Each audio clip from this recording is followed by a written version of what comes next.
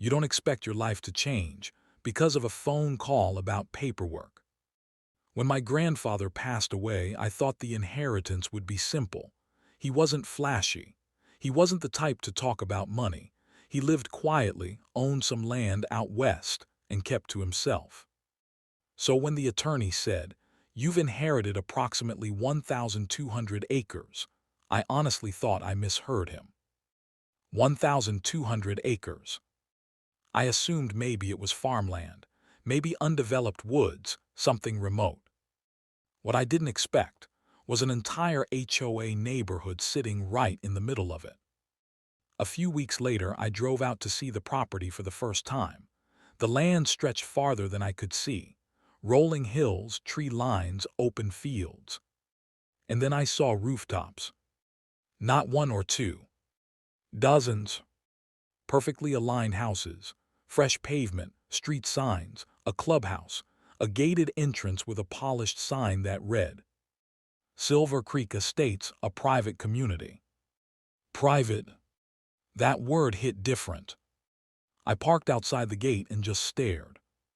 According to the documents in my glove box, this entire section was part of the 1,200 acres now legally in my name. But there it was, a fully functioning HOA neighborhood. Landscaped entrances, security cameras, kids riding bikes. Like it had always been there. I drove to the county records office the next morning. I assumed there had to be a subdivision sale, a development agreement, something my grandfather signed decades ago. There was. The parcel number for the entire 1,200 acres was still intact. No recorded sale of that section. No long-term lease. No easement granting development rights. Nothing. Which meant one thing. They built it without owning the land. I thought maybe I was misunderstanding something, so I hired a land use attorney. He went through everything. Original deeds, tax record, survey maps. He leaned back in his chair and said, "Legally speaking, they're occupying your land." Occupying. That's a polite way of saying an entire neighborhood was sitting on property that belonged to me. Apparently, about 15 years earlier, a developer started clearing part of the land. My grandfather was already elderly at the time. According to neighbors, the developer claimed he had a deal in progress. But there was no finalized contract ever recorded. Somehow, construction began anyway. Roads were paved, utilities installed, houses sold. And then the original developer dissolved the company. The HOA took over operations, and no one double-checked the underlying land ownership. They just assumed it was handled.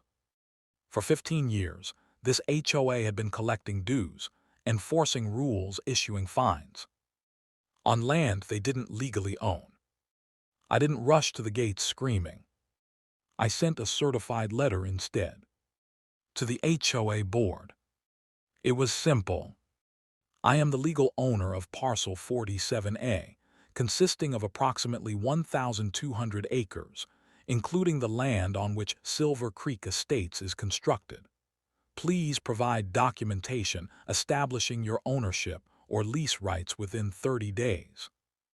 The response came fast. Not with documentation. With attitude. Their attorney replied claiming the community had been open and obvious for over a decade and that residents had purchased homes in good faith. Which may be true. But buying a house doesn't automatically transfer the land beneath it if the seller didn't legally own it. My attorney responded with copies of the original deed, the current tax statements in my name, and a fresh survey confirming boundaries. That's when things escalated. The HOA called an emergency board meeting. Residents were furious, not at me but at the board. Because suddenly they realized something terrifying. They technically didn't own the ground under their own homes. Legally, what they owned were structures. But the land title. Mine. Now, before you think I tried to evict hundreds of families, I didn't. That was never the goal. But I wasn't about to let an entire HOA operate rent-free on 1,200 acres either. My attorney presented three options to the board. Option 1. Negotiate a bulk land purchase at fair market value. Option 2. Establish a long-term land lease agreement with structured payments. Option 3. Litigate. They tried intimidation first. They claimed adverse possession. But here's the problem with that argument. My grandfather had continued paying property taxes on the entire parcel the whole time, which destroys most adverse possession claims. They claimed implied consent. There was no written consent. They claimed the statute of limitations. But the title had never transferred. One by one, their arguments collapsed. Within 2 months, their tone shifted. Suddenly, they wanted a cooperative resolution. We commissioned an independent appraisal. The land beneath the development alone was worth millions. The HOA obviously couldn't pay that outright. So we structured a 40-year land lease with annual payments, indexed to inflation, plus a retroactive settlement for past unauthorized use. And here where it gets ironic. The same HOA that had been fining residents for mailbox paint shades now had to hold a vote asking homeowners to approve higher dues to pay me. I attended that meeting quietly, not to gloat, but to explain. I told them clearly, I'm not here to displace anyone, but ownership matters and paperwork matters. Some residents thanked me for not going nuclear. Others were furious. The board had never verified land title before allowing development.